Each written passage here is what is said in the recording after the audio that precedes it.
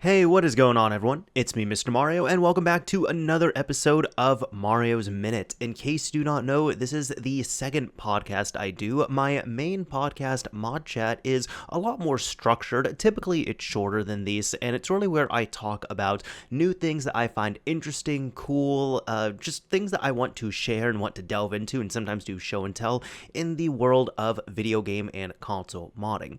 However, this is my second podcast where I really come on here and I come on do this once a month. Sometimes I have a guest, sometimes I don't, and I just talk about really whatever the hell I want to. It's fun, it's therapeutic, it's pretty low effort, admittedly, but it seems like the people who listen to this and enjoy it really seem to enjoy it for what it is, so I appreciate you all and I thank you for that. Now, as I said, sometimes I have a guest on, sometimes I don't, and I try and alternate month to month. Now, this would have been a guest month. Unfortunately, it was on me, my own fault here, my mistake. I apologize. This is just going to be a solo episode here. I'll be honest, I didn't even reach out to anyone this month just because there was some busy stuff that was happening in the background this month here, and by the time I kind of got around to this, I was like, by the time I'm recording everything and even like scheduling and all that, I just don't think I'll be able to get someone, and that's more on me here, so I'm taking the fault for that, my mistake.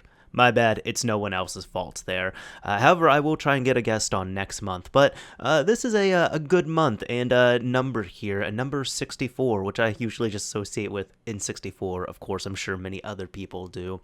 Either way, if you are liking Mario's Minute, or you want to check out the backlog and listen to more of it, it is available in two different forms. First of all, it's available in a video visual form on the Mr. Mario 2011 YouTube channel. Secondly, it is available in a audio only form like an actual podcast, so you can take it around and listen to it wherever the hell you want to, whenever you want to. Just look up Mario's Minute on your favorite podcasting app, host, or platform, and you should be able to find it.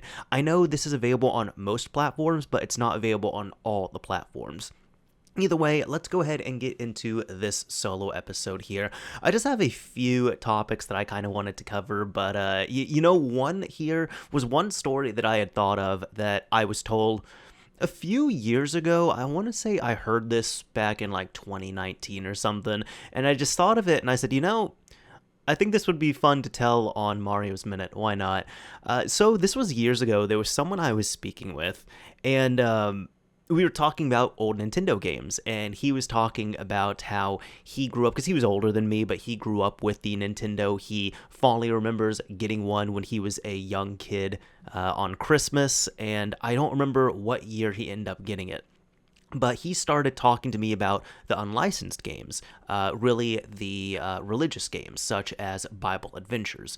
Now, the fun and funny thing about these games is that you gotta first off realize how the Nintendo, the NES, the Nintendo Entertainment System, the NES, I guess technically not, it is the Famicom, but not, I'm talking about, like the US release, so really the Nintendo Entertainment System. It had something on there called the 10NES chip. This was essentially, you can look it up, it's 10NES, 10NES, so this is essentially an anti-piracy feature and chip that was built into the system. So there was anti-piracy built on there, and then every single cartridge that was pressed had to be pressed and assembled and everything from Nintendo. So even you yourself, as a publisher, you had to purchase your cartridges from Nintendo, and they would assemble the cartridges and all that. And on those cartridges, it essentially had the corresponding chip to work with the 10NES chip in order to allow the console to boot up. Now, I'm kind of just explaining this from a granular level because I'm sure there's a lot of people listening who know about this, but for those who don't, this is a good refresher on here. So the idea would be that this is also when Nintendo had their Nintendo Seal of Approval. So they had really stringent policies, and a lot of publishers didn't like that, which is why, Sega was starting to do good at that point, but I think one of them was, for example, like every single game had to be, thoroughly checked out by Nintendo. And I want to say publishers could publish no more than 4 games per year on the platform. It was something like that. So therefore, you had something such as people going a little more official, where what they were doing was they were opening up, it was the same publisher, but they were opening up subsidiary companies, and they were submitting games that way. Then you had more of the bootleg or roguelike feature on there, which was companies such as Tengen, where Tengen, I believe they were a subsidiary of Atari, if I remember correctly, and they ended up just essentially cloning, kind of reverse engineering the 10 NES chip, and they were able to, get the same corresponding chip, put it onto their cartridges, so they were able to press their own cartridges and get them to work on the Nintendo. Now, if you did not have a cartridge with this corresponding chip to work with the 10 NES lockout chip, really, when you put in the cartridge, typically it just wouldn't work. You would turn on the system, you get a red blinking light instead of a beautiful solid red light, or you can get some kind of like anti-piracy tampering message, but I'm pretty sure it was just like the game would not boot at all and you would get that blinking red light. So there were companies that did several different things to kind of bypass this, and there's several unofficial games that you can look up. Now it doesn't matter because everyone can just use that chip on there, and it's fine for the most part. But I know at the time there were a few like religious games that were released, and they were just reskins for the most part. I think like Zelda ended up getting like kind of a bootleg reskin in a way, and Bible Adventures is the main one I'm thinking of. But some of these games ended up having like a switch on them, quite literally like a little toggle switch, where there was two positions that you could put it into. And what this would do is when you turn on the system, it was kind of reset glitch hack, like if you're familiar with the Xbox 360, but for the Nintendo, essentially the cartridge would, when you turn on the console and you have the cartridge loaded up in there, it would send a little bit of a shock, essentially, to the 10 NES chip to make it reset in a way, and when it would reset, it would disable the NES chip, the 10 NES chip, while the game was running, so therefore it was able to boot. And if the console didn't boot up the game with one setting, you could just flip that switch and try the other setting on there.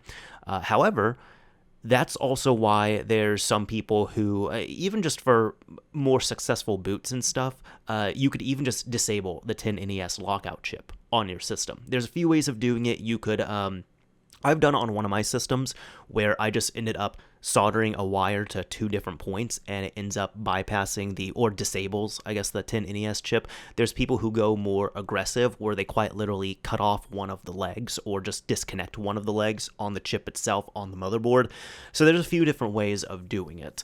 There's also some models that just don't have it at all. But either way, once you go through all of that, that's all to say I didn't know about this. It was essentially, how can I put this? It was modding systems for God. If you believe, you can say something like that. Now, regardless of what your beliefs are, this story did happen. So my friend was telling me about this, right? He said, going back to this, now that we have, all the backstory underway, he ended up getting a Nintendo Entertainment System for Christmas.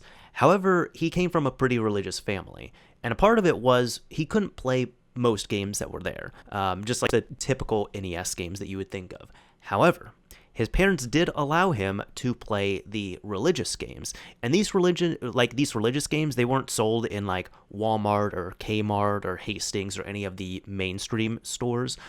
They were sold in a lot of religious bookstores, and they were also cheaper as well too. So for example, if like regular Nintendo games were $50, these religious games were maybe $20, $25. Even so, I believe he even said that at his local church, I don't know if they sold the games there, but they definitely had the games in stock, and I believe they at least let people, they loaned them out to people for free, which is really cool. And he was telling me he has fond memories of them because he's like, no, like some of those games are actually really good. Like when you realize they're just reskins, just with a religious twist on there, they're still just really good games overall. So he has a very fond memory of them. But he said that he had to get his Nintendo modded at the time. And of course, I mean, if you're watching this channel, you know me, right? Like my ears perked up at this. I was like, wait, what are you talking about? What do you mean? And he said, yeah, there was this, essentially there were these games for, like the religious games, because they weren't officially released, we had to send off our system to get modded. And all I know is that he told me, he said it was the most bittersweet thing, but Christmas morning, I think him and his siblings, they wake up, they open up their presents, they get the Nintendo, they're super excited. And immediately, before they can even really enjoy it, their parents are like, hey, look, so we got to send the Nintendo to these people over in California. And I don't know if it was the publisher of these games that did it. I think it would be if they were based out of California, and I don't know for sure.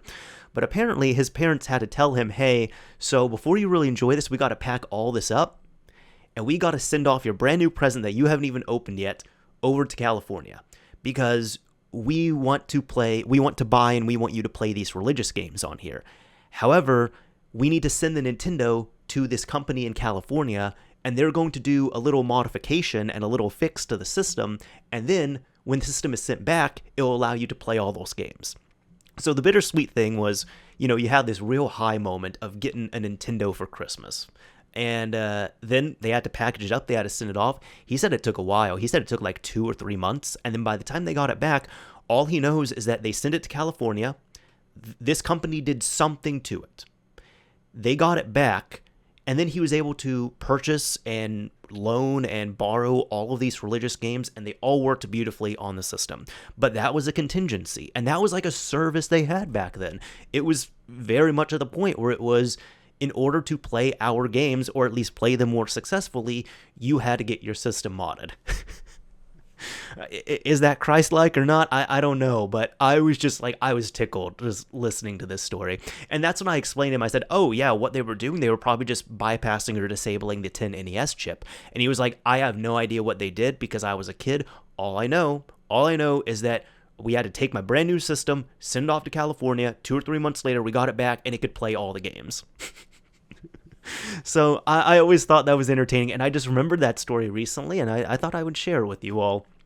So I guess still game related here, not modding, but I thought we would have a nice little like modding intro right there, I suppose you can say.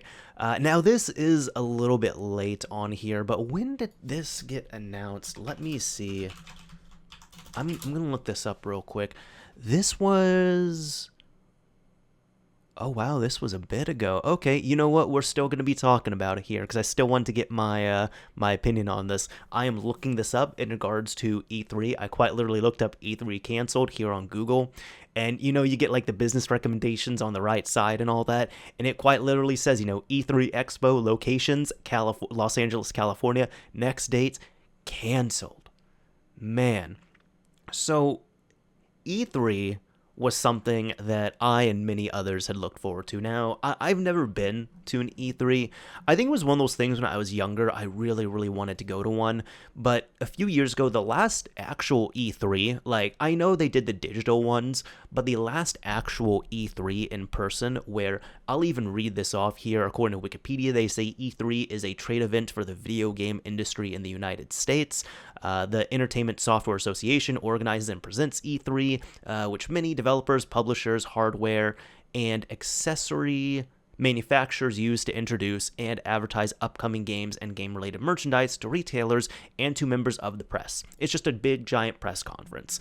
I guess I wanted to talk about, kind of the cancellation of E3 and really if it's needed at this point and kind of what the overall thought has been overall here. So we talked a little bit about E3. I feel like anybody who is even a little bit cognizant of gaming knows what E3 is. You have heard about it. But the last actual E3, like boots on the ground in person in Los Angeles, was back in 2019.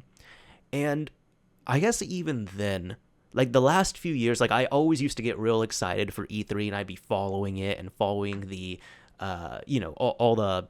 I get up early sometimes, I'd stay up late sometimes, I did coverage here on the channel as well too, checking out the live streams, my thoughts and opinions on everything and the releases, and it was exciting overall. I don't want to poo-poo on E3 all too much, but I guess I'll say the last few years, I just wasn't as excited about it. I got to be more selective with spending time watching things, I got to be more selective with coverage of the live streams.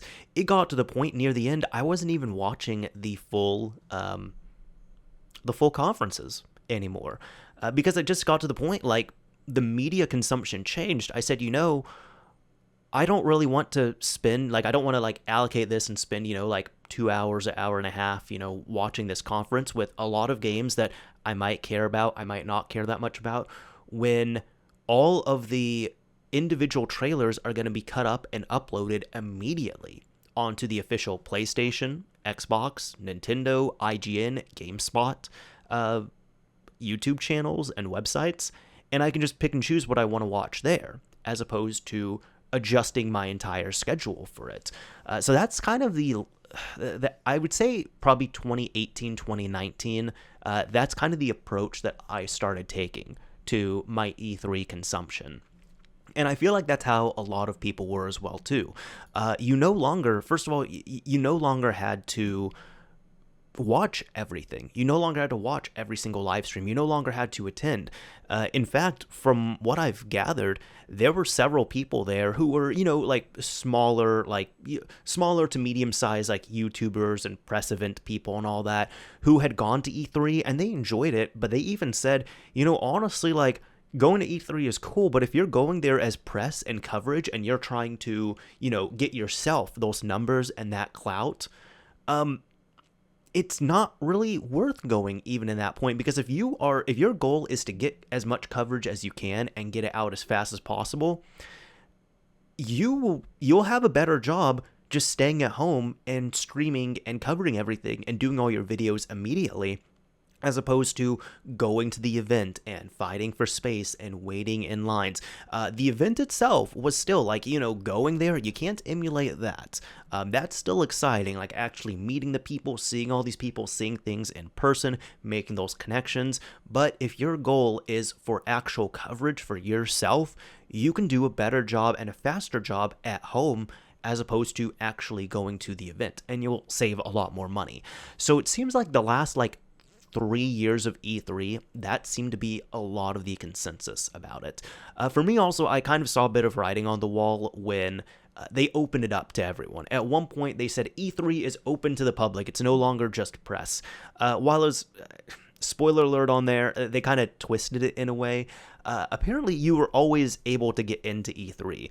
There was E3, which is for the press, and then I think a few days after, or like some of the later days, they did something called E for All, which you, just as a non-press related, like, civilian person, you could pay for your own membership and you can go there. However, even hidden there in a way, because I looked it up years ago, because I, like many other people, I looked up how can you get to E3, and I found out that even you yourself, you don't have to go to E for All, you don't have to be press, but you could buy your way into E3. The problem is, though, you can't really do that much. You can essentially walk the floor, and that's it. But a lot of those games you can't play, because the games are reserved for press, and those companies want press to play their games. The conferences, like the Microsoft, the Sony, the Nintendo conferences, you can't go to those. You have to be invited to them. Any of the small conferences, let's say like Devolver or, well, Ubisoft, they're bigger, but any of these game developer conferences, you can't go to those either. So quite literally, you really can't do that much, because you can get in to E3 technically, you can walk the floor, you can observe, you can talk to people, but you're not press, so you are not entitled to actually do things, and you have to be invited to events on there. So essentially, when I looked into that and I read up on it, I saw, even just as a non-press person, it's not worth going to E3, because again, there's a lot of connections you have to make and stuff to actually be allowed to do all of this. So when they said E3 was open to the public, that little kind of hidden gem that I told you all about, they just essentially exposed that to everyone. They just said, hey, if you want to, you can buy your way in. You've been able to do that for years, but they just made it a lot more public than it usually has been. The other big thing about E3, which was kind of writing on the wall, was when these big companies started to not do their conferences there. Having the big stage presence, it's cool, don't get me wrong, it's entertaining, but there's also a lot of times there's things that can go wrong. There's cringy moments. there's no way you can make people happy because, for example, if you're a company on stage and you're doing a live demonstration of a game, there's things that can go wrong. And I've looked into, like developer documentaries and developer diaries and stuff. And there's things like, for example, I want to say Uncharted 4, when they did a live gameplay reveal of it, you could even see it. Like when they revealed it, there was a big issue, not big, but there was an issue at the beginning where they had to reset the demo because the controller didn't work. So they had to reset the demo real quick, and they just couldn't control Nathan Drake for the first 20 seconds on screen. So things like that happen. And it's mortifying for the companies. It's embarrassing. I mean, you can make a meme out of it, but look, at all these years later, I'm talking about it. But something we did not see is that I want to say Jason Schreier wrote a book on it, which I read, and it was a fantastic book, and I can't remember the name of it, but it was the first book that he wrote, and he interviewed Naughty Dog for the development of, I want to say it was Uncharted 4, and essentially, they had to have, while the main person was playing the game on stage, they had to have a second person in the back playing the game, doing the exact same movements at the exact same time. And at any given moment, if something went wrong, they had to switch from the first gamer to the second gamer. The reason being is that they said that there was a glitch that randomly happened that they had not fixed at E3, which was at random. Every single texture in the game would turn purple. So in case they were on stage and everything turned purple, they had to immediately cut over to feed 2, which was the guy playing in the back, and then continue on with the game. Now, thankfully, they didn't have to do that. They were able to play through the demo successfully, and then everybody loved Uncharted 4 after the initial laughs there. But the point is, you're going to get moments like that. There's a lot of room where things can go wrong during those gameplay demos. Meanwhile, if you're just showing pre-rendered cutscenes and pre-rendered game trailers, then you're going to have people like me where I'm just like, well, I don't want to just watch a pre-rendered trailer. I want to actually see the gameplay. So you can't make everyone happy. But it was a lot of these companies realizing that they don't have to have a stage presence. They don't have to have their own conference on there. They could do things their own way. And credit where credit is due, the first company that really did that was Nintendo. They started doing their Nintendo Directs.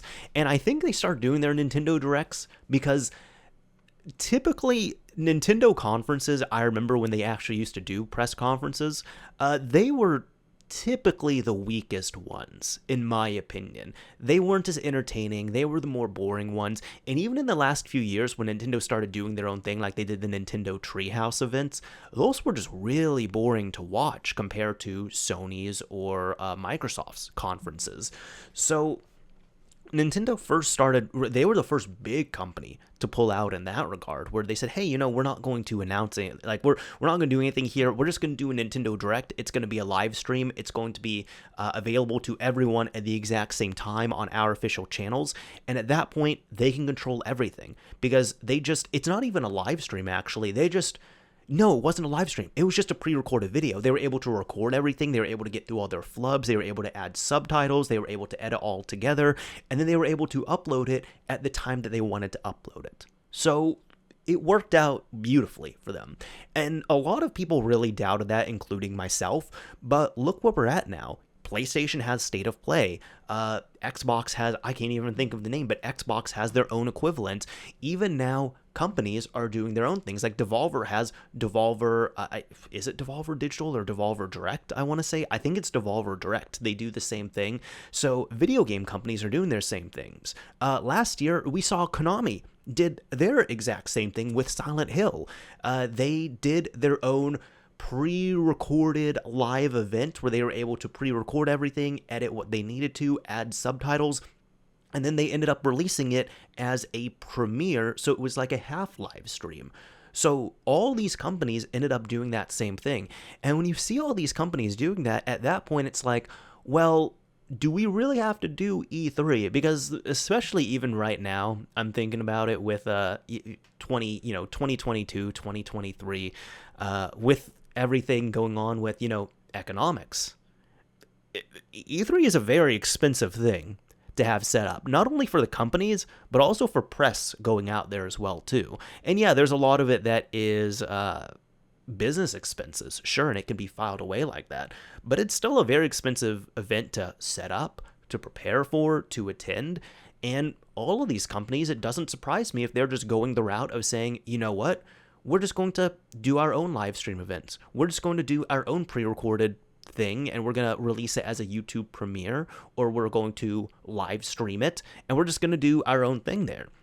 So it got to a point where this year was supposed to be a comeback, and really this is kind of, to me, E3 is kind of one of those casualties of COVID, you could say. I'm not trying to get political here, but it's really the first E3 that was canceled was E3 2020 because of obvious reasons, because of COVID. So they end up taking it online. And from what I gathered, like, people seem to be okay with it. It wasn't like stellar, it wasn't bad, but people seemed to be okay with it. And then 2021, that ended up happening there. Now, I'm looking here, 2022, this is odd. It looks like, I don't even know if there was an E3 that happened in 2022. I think they just skipped 2022. So 2023 was the one where they were saying, hey, you know what? We're back, we're doing this. But by that point, companies had adjusted. Because 2020, understandable. There's a global pandemic.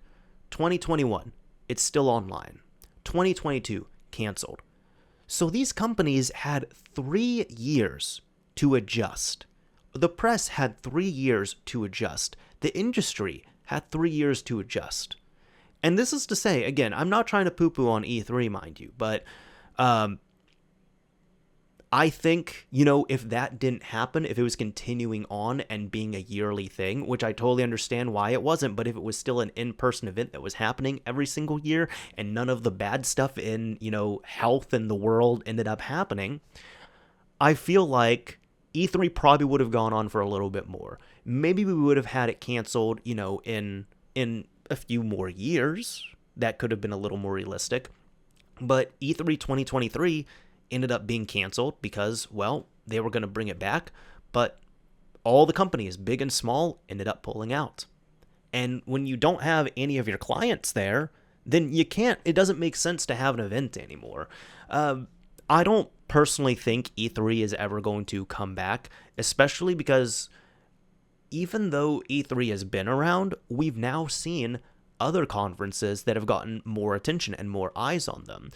For example, Game Developer Conference. That came back. It's been very successful. People love it. Internationally, Gamescom. Very successful. That's been going on. People seem to love it. So all of these other conferences have been, they've returned and they've been just fine. So that's even to say, I'm even thinking of this now.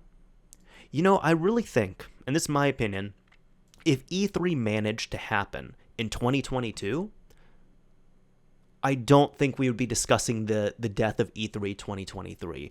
But I think it just, from what I see, it just did not happen at all. I actually forgot about that. I totally forgot that in 2022, we didn't even have a digital E3. We didn't have a physical E3. We didn't have a digital E3. And at that point, when it's dead, it's gone. So that's all to say, rest in peace to E3. It is disappointing for sure that it's gone, but do we need E3 at this point? In my opinion, I don't think we do. I think the industry and the press and all of these companies have adjusted and they've moved on from E3. And this is not to say that conferences like this are dead, because they're not. They're not. As I mentioned, I talked about Game Developer Conference. I talked about Gamescom. Those are still ongoing from what I understand. But E3, no, that died off, unfortunately. So rest in peace to E3. So next up here, I'm going to talk about this because, you know what, I'm a little bit hungry. This is a restaurant story where I'd gone there with a friend of mine. And this is to say, I feel for anybody who works retail jobs, who works a service job. I've never worked a service job. Like, I've never worked at a restaurant, but I worked retail. And I worked retail for over 2 years. Definitely can be a pain. It definitely wasn't as hard as service jobs, I'll say that. So props to you all. But you're still dealing with the general public, and you do end up kind of getting that disdain, and you're a bit calloused on there. So this was recently, this is a few weeks ago, I was hanging out with a friend of mine, and we'd ended up going to a restaurant. Now, it was a restaurant that I'd wanted to take him to before, and I didn't read the times properly. The first time we tried to go, it was closed, and it just didn't work for the day that we were going. So then a few weeks later, we were hanging out, and this time we're going to do it. We're going to try it out. We got everything down, right? Now, I'd been to this restaurant many, many times. You know, it's a small business. I was supporting it, loved the owners, loved the employees there. And there was one employee who was really, like, serving a lot there, who I'd seen there since the beginning. I don't know her name, but I've seen her there since the beginning, and I've never had an issue there. So I end up going and, bring my friend along with me, and we go there, and we end up putting our order in. So we pick our drinks, our food, and all that, and then I end up getting, like, a drink in a bottle, and he wanted a Diet Coke. Just like from the tap, or from like a fountain drink. That's it. So he asked for a Diet Coke. So he's over on the side while I'm ordering my food. And I guess in the interim, he had gotten his Diet Coke. He took a sip of it. He put it back and he just said, "Oh, this is." He was kind of like waiting for like some attention on there. And then when the people behind the counter saw there was something wrong, he just said, "Hey, this is Dr. Pepper. I want a Diet Coke." But then it surprised me a bit. They gave him a little bit of attitude. They were just like, "Well, no, you ordered Dr. Pepper." He said, "No, I ordered Diet Coke." And they said, "Well, we heard you say Diet Dr. Pepper." He said, "No, I said Diet Coke." To which I heard Diet Coke as well too. And the employee said, "Well, I thought you said Diet Dr. Pepper." He said, "No, I said Diet Coke." And he was being respectful, right? Like, he was being respectful with it, but it was this really, like, awkward situation. So then she ended up taking the glass back. She dumped it out. She refilled it with Diet Coke. She gives it to him. So I'd already sat at the table, and he comes over, and I love my friend, but this is like the one time I've ever seen him look upset, like, out of all the years I've known him. And he looks a little bit upset, and I was like, "Whoa, what happened?" He was like, they're acting like I'm wasting so much. It costs 2 cents. Like, I don't know what's up. And I was like, "Well, what's going on?" He said, he pretty much retold the story I just told you all here. He said, and he was a little bit upset by it because he was just a little bit annoyed. He's like, "I ordered a fountain drink. I ordered a Diet Coke, and they didn't want to refill it for me. They gave me a Diet Dr. Pepper, and I said, I didn't order Dr. Pepper. I didn't want a Diet Dr. Pepper. Like, I wanted Diet Coke." And they were saying, "Well, that's what we heard you say, and we thought that you said that, and we heard you say that, and they didn't want to refill it for me." And I'm just like, it's a fountain drink. It's not like the drink you got. It's a fountain drink. It's not gonna cost you. It's gonna cost you what, 2 cents to refill this for me? And I'm just like, dude, I am so sorry. I am so sorry, man. Like, I love this place. Like, look, I've never had an issue with this place. I've never had an issue with the customer service. I don't want your first experience here to be a bad one. He's like, "It's okay. Let's just wait for the food." So that ends up happening. We end up getting our food. The food is great. But he ended up getting like kind of like a waffle setup, and he wanted some, what sauce am I thinking? He wanted syrup. That was it. So he's just like, "Oh man, I'm needing some syrup. I'm gonna go up and ask." And I was like, "Okay, good luck. You're gonna be asking the same person." And he told me thank you. So he goes up there.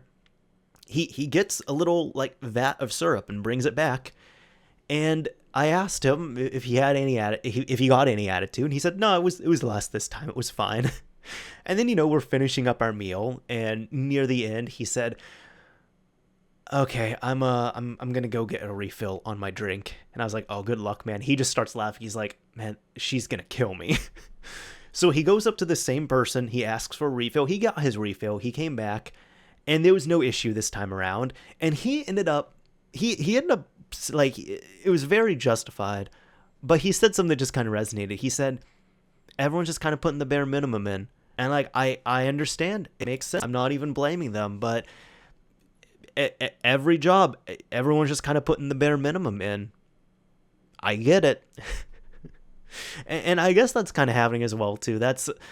I don't know if anybody else has noticed anything like that. Like, this isn't to say I haven't had like, it's not like I've had like awful experiences going into shops, going into restaurants, going into grocery stores, but I can also understand when people who are working these jobs are just doing the bare minimum. I think we're all just kind of trying to get by on here. So there's been that. Yeah, that's what's been going on. So speaking of some stores, I wanted to share a few game store stories with you all.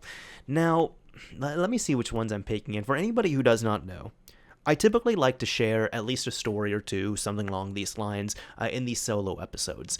Now, for the background on here, back when I was from like ages 16 to 18, from when was this? Yeah, that was like, 2009 to 2011.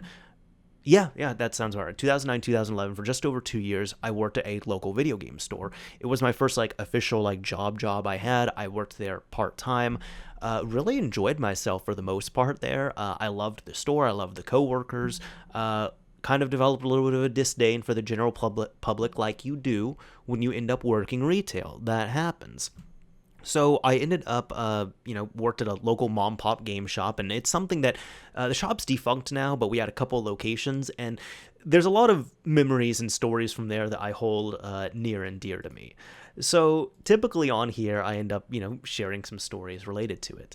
I think this is what I'm going to do, right? I'm going to share one story that's going to be directly related to it, and I'm going to share another story that's kind of adjacent to it.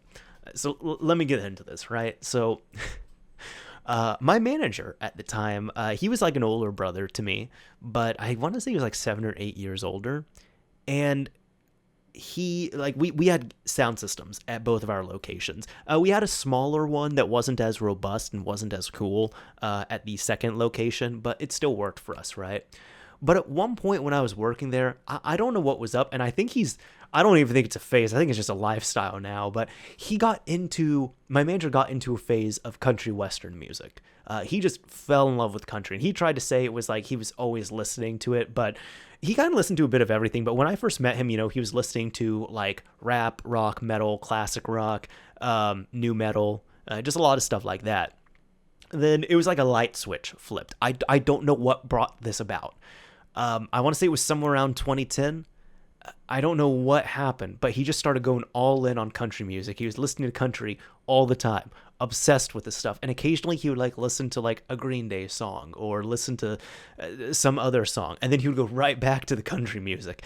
I have nothing against country. I kind of listen to a bit of everything. I have love for all genres. There's really maybe only like a few artists I truly dislike. But for the most part, when people say I listen to everything except for country, it's like, no, man, there's country songs I like as well, too. So I guess what happened was for a bit, he would jam out to his country western music and just be banging it real loud at this second shop. And it wasn't like enough to disturb the peace, mind you, but it was like, it was pretty loud, right? And it got to the point where, it was kind of annoying some of the friends, some of the coworkers, and we just kind of dealt with it. Like, it wasn't like I was at my wit's end, but I'm like, okay, there goes the manager with his country music, sure.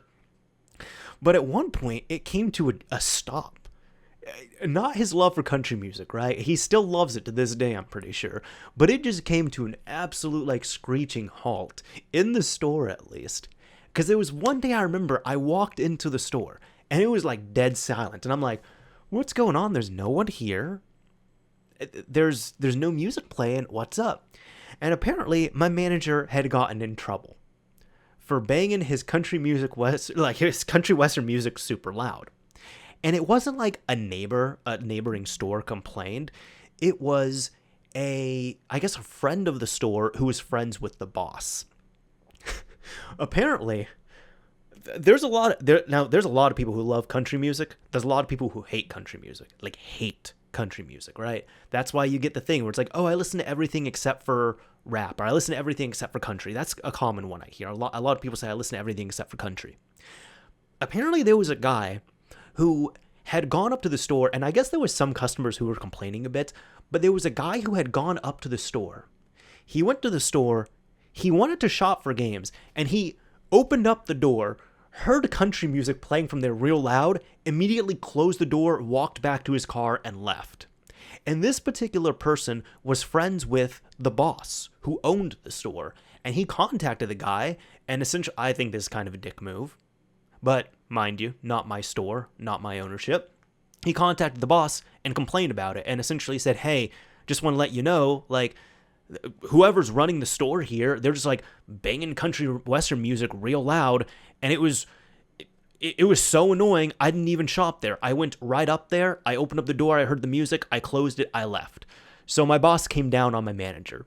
And at that point, my manager was no longer allowed to listen to music and play music in the store. Now, later on, we did play music, mind you, but we couldn't play country western music super loud, or really any music super loud. It had to just kind of be like background music, and it had to be customer appropriate as well too. It couldn't be cussing and all that. At one point I had a Skrillex CD playing, and the F word came up on there a couple of times, and I was working with my boss, and we had a customer there, and it was very clear when it came up.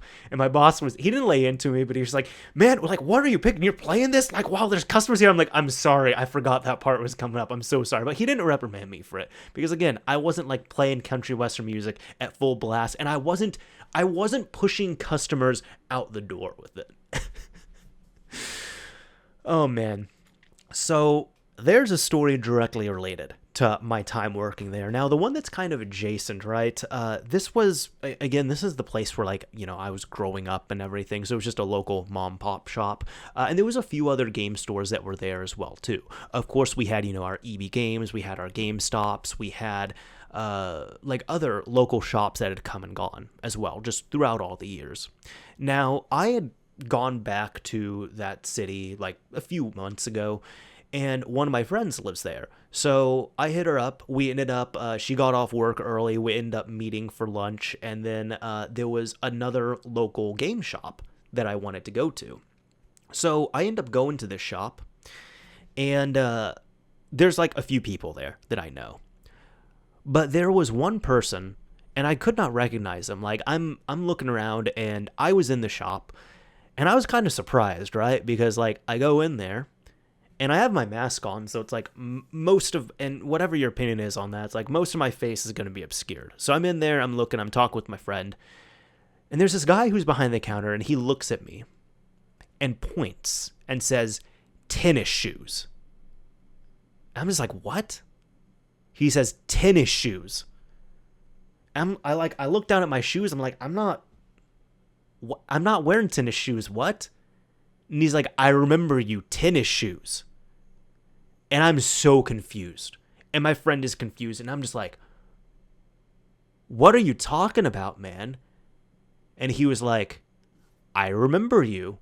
I remember tennis shoes. And I'm just like, again, dude, I don't know what you're talking about. What are you talking about? You need to help me out a bit here. And so he's talking. He said, I remember you from when you were younger. I said, okay. And he said, yeah, so I used to work at this GameStop. It was at this location. Okay. He said, I remember we talked about tennis shoes before. I'm like, dude, what is it with the shoes? I don't know because I'm not a sneakerhead, man. Like, I'm just like, what are you talking about? And he says, I remember.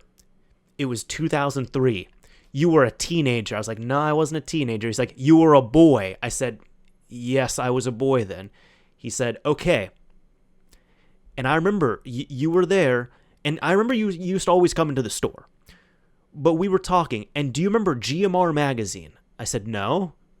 He's like, GMR Magazine. It was like the short-lived magazine we had. I was like, are you talking about Game Informer? He said, no. It was GMR Magazine. It was an official magazine that we had. It was very short-lived. No one knows what I'm talking about when we talk about it. But there was only like 10 issues of this that were released. And I remember we had a membership.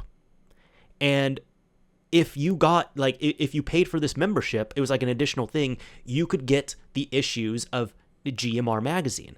And I told you at the time there were 10 issues of it. And you asked me, really? They give you tennis shoes? And I'm just standing there like, I have this deer in the headlights look. And I'm like, dude, I don't remember this at all. He's like, I have no doubt that you remember it. But like, it was just, you weren't a dick to me. You weren't. But it was just one of those like smart aleck things where I was like, I can't even be mad at this kid for saying that.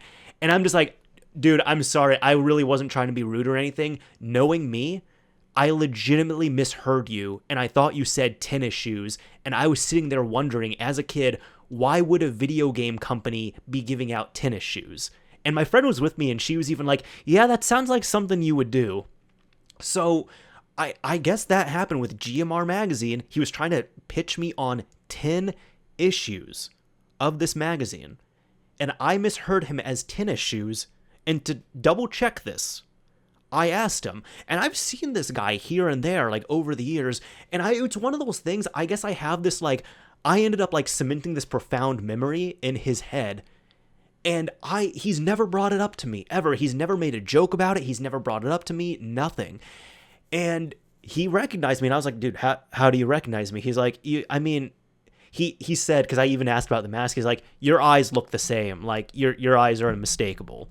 And, there was that. There was, because, obviously, I think I act a little bit differently from when I was a kid. But, I've changed up my style. I've lost weight as well, too. I've changed a lot with things. But he even said, your voice is the same. And I'm like, no, dude, my voice is not the same. He's like, okay, it's not the same. Like, you're older. It's like, your inflection is still, like, that never changed. And I'm like, okay, I can kind of pick up on that. Long story short, after all that, then I kind of like asked like what his name was, and I was trying to get a little bit more background, and then I ended up figuring out like I guess there was a band I knew that he was in, and I asked about it, and I found out he was in that band, and then I was like, oh my god, and I gave him a hug. I'm like, I recognize you now, okay. But I'm like, it's crazy that you instantly picked up on this. So that's what ended up happening with tennis shoes in my life, I guess. And with him, for the most part, he looks about the same, except he looks a little less metalhead. He looks a little more mature, I guess. He seemed to be taking care of himself. He's wearing glasses, so that was a little unmistakable. But I guess, yeah, mistakable. There we go, because he didn't wear glasses before. But that's what ended up happening there. You never know how something you said when you were like a small 8, 9, 10-year-old kid is going to come back to you like 20 years later. Like, tennis shoes, man, I don't know.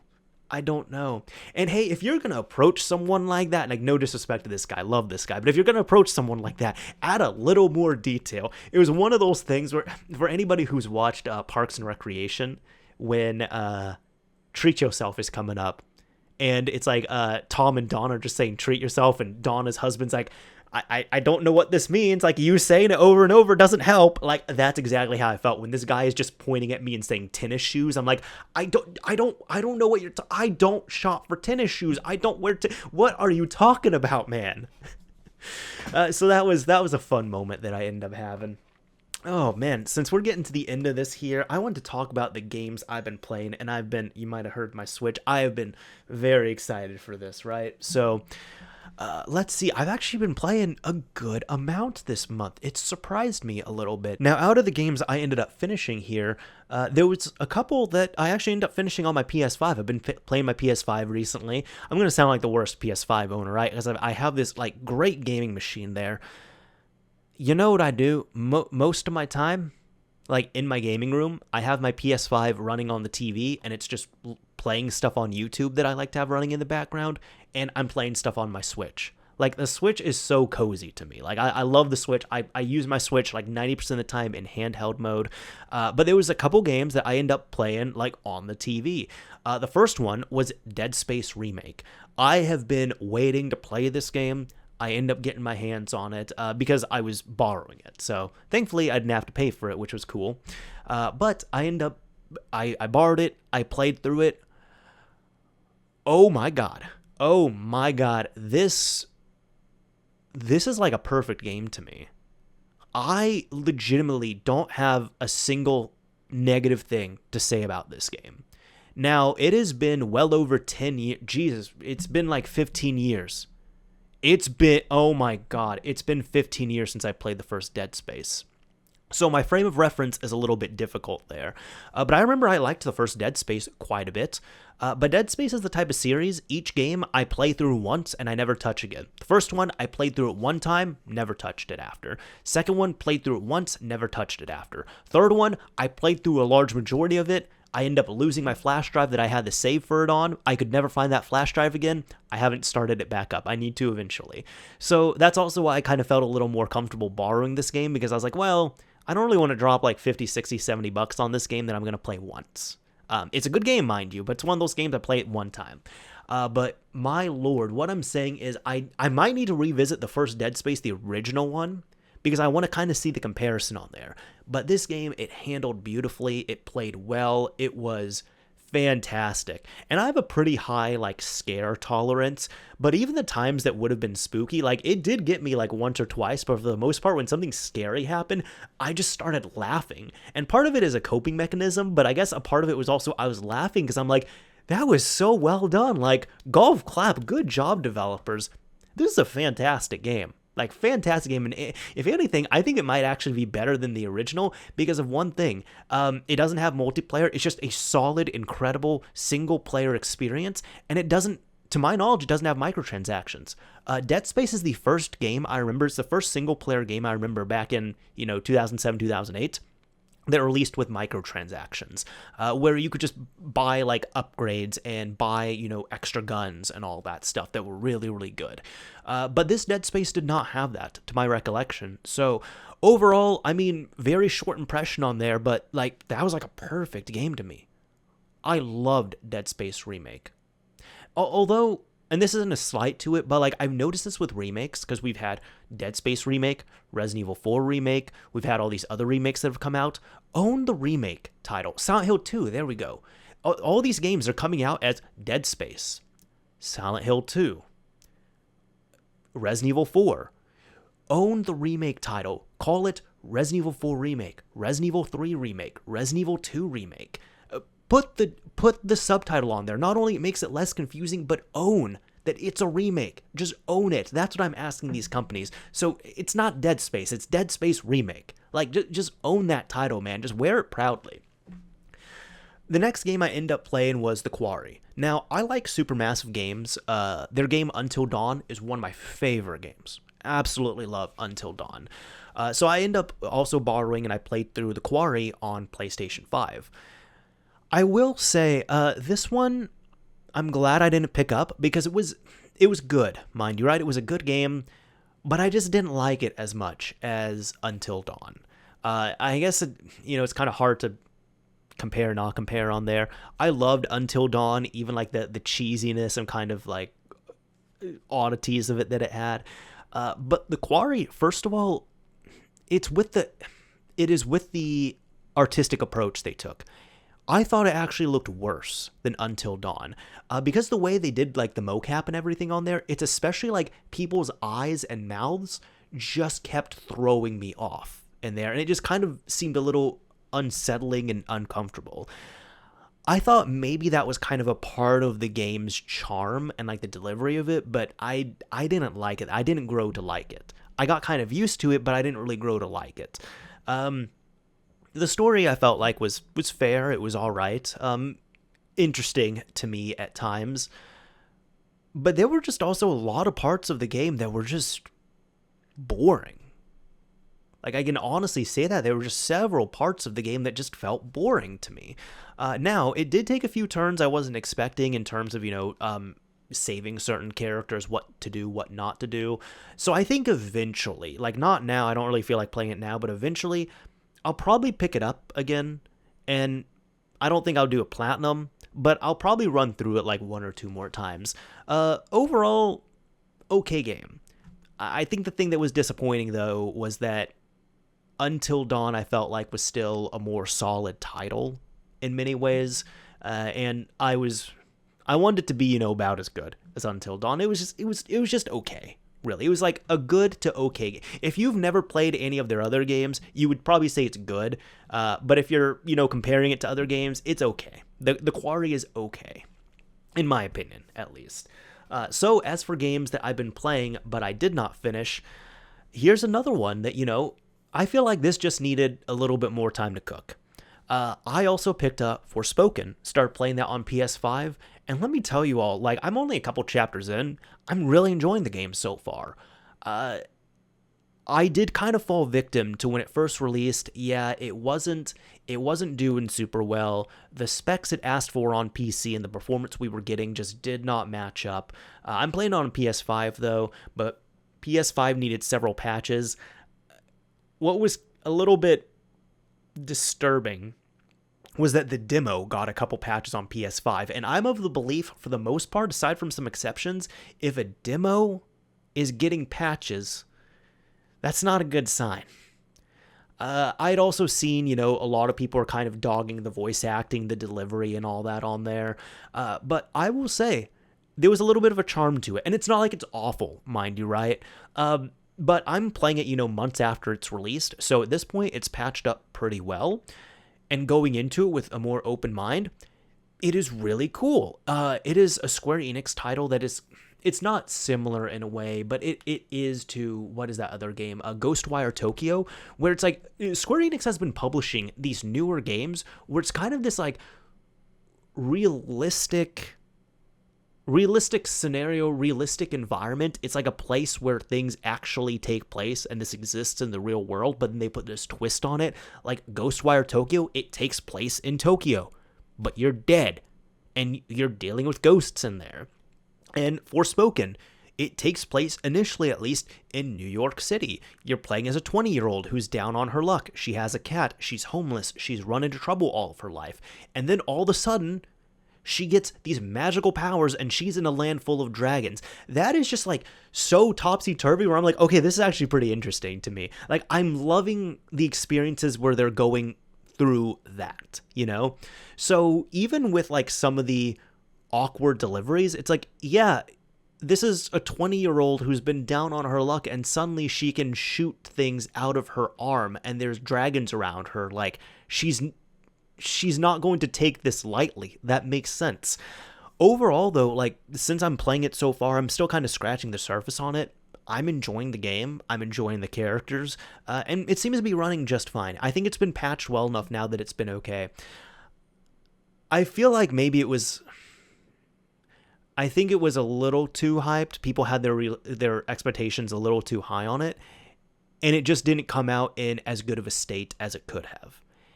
And if it was delayed and got patched a little bit further, I think it would have been more positively received.